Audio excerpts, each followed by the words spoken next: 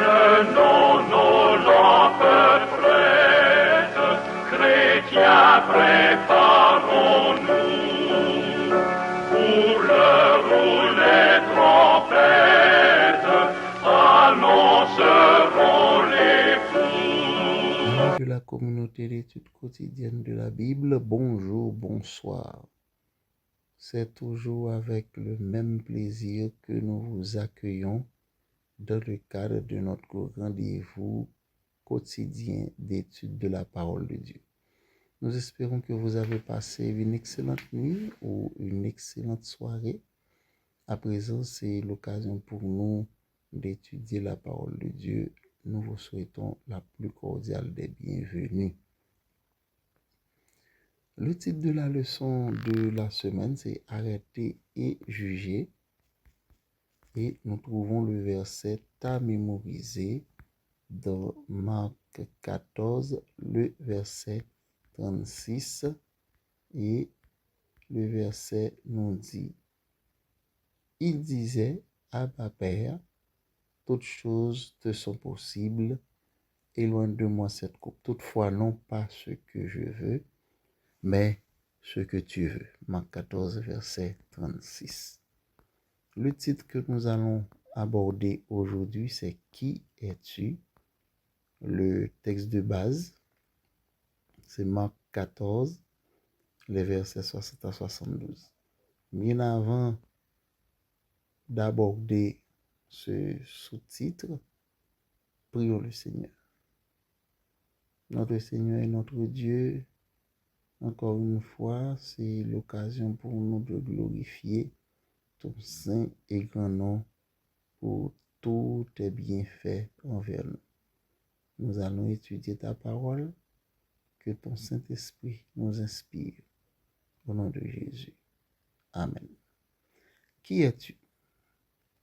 Marc 14, versets 60 à 72, ce sont ces textes qui nous expliquent les faits qui ont marqué l'arrestation de Jésus, mais également le reniement de Pierre. Dans Marc 14, versets 60 à 72, Marc nous rapporte l'expérience néfaste, triste de Jésus au tribunal, le Sanhédrin.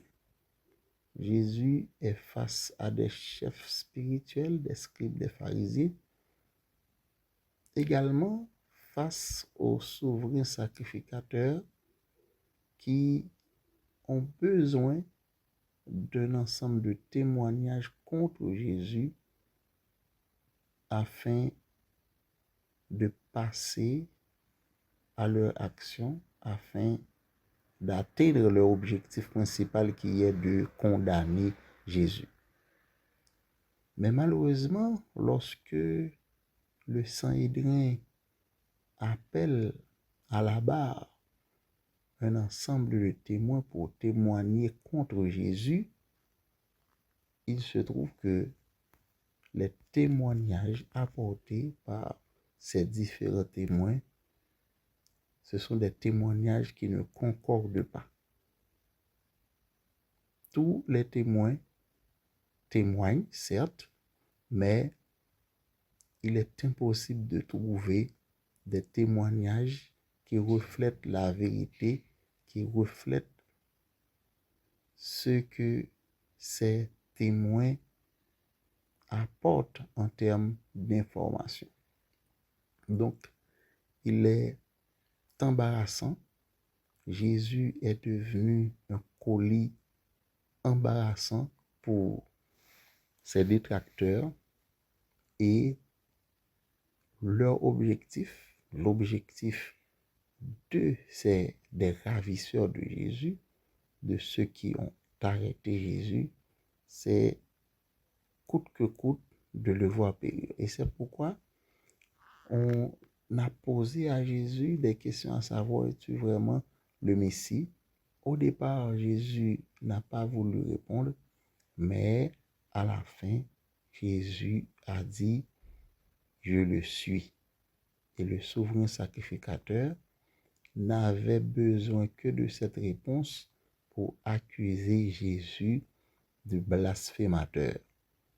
Il a même déchiré ses vêtements pour montrer que ce que Jésus a dit, la déclaration de Jésus, à savoir qu'il est effectivement le Messie, c'est l'un des plus grands blasphèmes de tous les temps. Tandis que cette scène se déroule au Sanhédrin, dans la cour de Sanhédrin, il y a Pierre qui se trouve à l'extérieur, qui suivait Jésus de loin et qui est confronté à une sorte d'interrogatoire aussi, parce que à 3 reprises, des gens vont demander à Pierre s'il n'est pas ami de Jésus, s'il n'est pas l'un d'entre ces gens de Galilée ou de ces personnes qu'on qualifiait de disciples de Jésus. Bien avant que le coq ne chante à 3 reprises, Pierre avait déjà renié Jésus 3 fois. Le coq chanta une seconde fois. Au moment où le coq chanta pour une deuxième fois, Pierre allait se rappeler que Jésus l'avait annoncé qu'effectivement, il allait le renier. Ces faits ont marqué Jésus et les commentaires que nous lisons autour de ces événements nous prouvent que Jésus était vraiment le Messie, parce que tous les faits qui se sont produits ont été annoncés par Jésus et les scènes se sont déroulées comme Jésus l'avait effectivement prédit. D'où l'occasion pour nous à présent de tirer les leçons qu'il faut. Qu'est-ce que nous devons retenir en termes de leçons, en termes de messages dans ce passage? Qui es-tu? Premièrement, la leçon que nous devons retenir, c'est que ce sont des chefs spirituels, ce sont des leaders spirituels qui ont voulu et qui ont accusé Jésus. Ce sont eux qui ont contribué à l'arrestation et à la mort de Jésus. Premier point à retenir, premier élément de réflexion. Le deuxième point que nous devons retenir, c'est que Pierre, au moment où Jésus avait prédit qu'il allait renier Jésus, n'a pas voulu croire.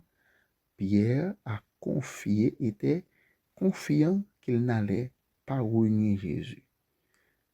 Pierre avait confiance en lui-même, mais pas en la prédiction de Jésus.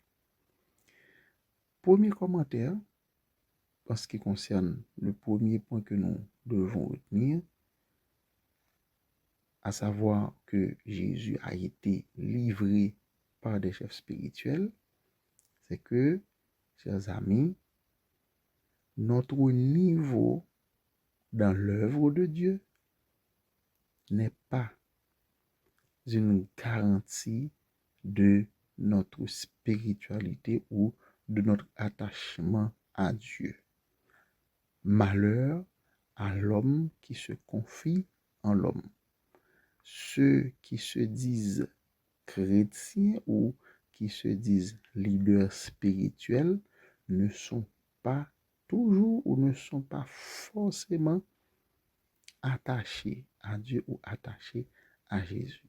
Ce n'est pas notre position dans l'œuvre de Dieu qui détermine notre attachement à Dieu. c'est la leçon qu'il faut retenir. Et en deuxième position, puisque nous avons vu Pierre au départ qui était confiant en lui-même, il croyait qu'il n'allait pas renier Jésus et ça s'est produit, il l'a renié et à 3 reprises. Ce que nous devons retenir, c'est que nous devons demander à Dieu de nous fournir, de nous octroyer, de nous accorder la force nécessaire pour que nous puissions résister aux épreuves et aux tentations. Et Dieu nous l'a promis, nous aurons toujours l'énergie spirituelle nécessaire disponible pour nous afin de pouvoir résister aux tentations. Ce sont ces points que nous avons retenus pour vous. Nous vous disons merci d'avoir suivi ce moment de réflexion autour de la leçon. Nous vous disons bonne étude et nous souhaitons que demain vous serez avec nous pour le résumé de la leçon. Que Dieu vous bénisse.